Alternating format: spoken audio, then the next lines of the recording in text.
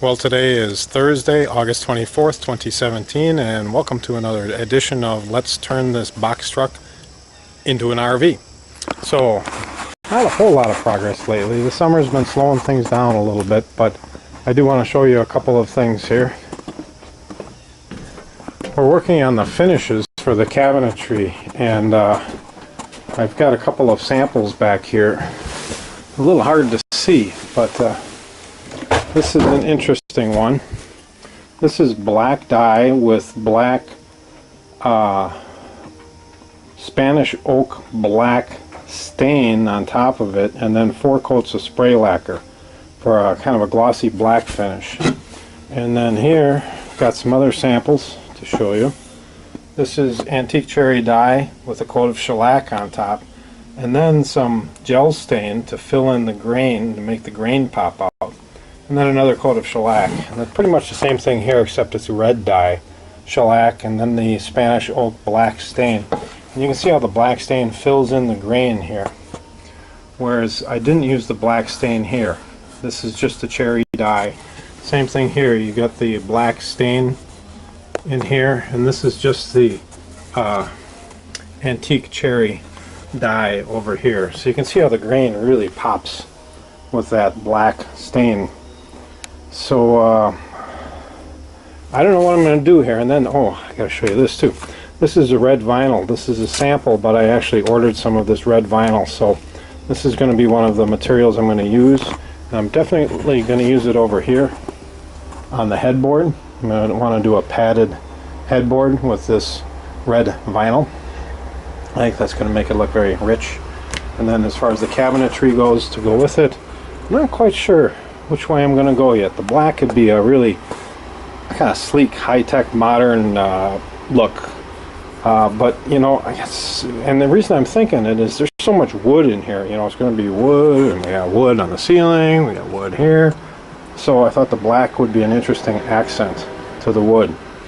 But looks kind of, I don't know, crass too. So I don't know what I'm going to do yet. But we got some samples, and we're working on that. And if I can get off this bed, I'll show you what else I did here today.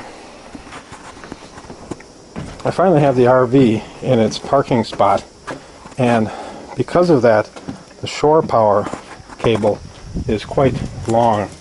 You can see I got it plugged in right here, and it comes around here, comes around here, comes around here, comes around here, and finally makes its way to the electrical panel in the back corner.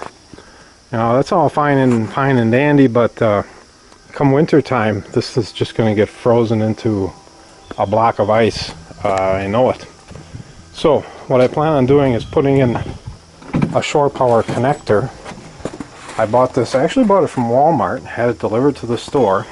I could have gotten it from Amazon, but I'm trying Walmart out, just bought a little bit of their stock. So this is a shore power connector, 15 amp or 20 amp, and I haven't got it wired up yet, but I did drill a hole and I got it punched in today. And then if you come around the back side here, it's going to go in a piece of conduit. I think I'm going to use regular 12 gauge house wire because I've got it. And I'm going to put it in some of that blue plastic corrugated conduit. And you can see I've got the conduit coming right up here. And it goes into the electrical distribution box just like this shore power cable does. So essentially I kind of have two shore power cables. And you can see underneath here where I've got it run, and I've got one 10-foot piece of this blue stuff. I have to buy another 10-foot piece to finish the run up to the front jack. Also, while we're down here, you see the white ground wire. I just put that in today. You can see the big heavy ground wire that's been in for a while, but I added the white ground wire today, and I brought it around this way, and it comes up right here, and it goes into this AC panel to ground the AC circuitry to the chassis of the vehicle. I probably should have used about a 6 gauge wire, but and that one's about, I think, a 10 gauge wire, but it's all I had, and hey, it's better than nothing. So we've got some samples of interior materials, and we've got a grounded electrical system, and we're halfway to getting a closer shore power connector. And then I'll just need an extension cord to go from that connector into the house. So it's a much shorter run, much easier to disconnect and go. I don't have to coil up this long 50-foot cable. I just think it's going to work out a little bit better. And of course we got to get Duke, the feature dog in the film. As you can see, we've got 2 Frisbees here. Alright, we'll do the first one. You ready? Hi. Get it? Okay, he got one. Here comes the next one. Get it? And he got 2 Frisbees. He's pretty good. He's the star of the show. Until next time.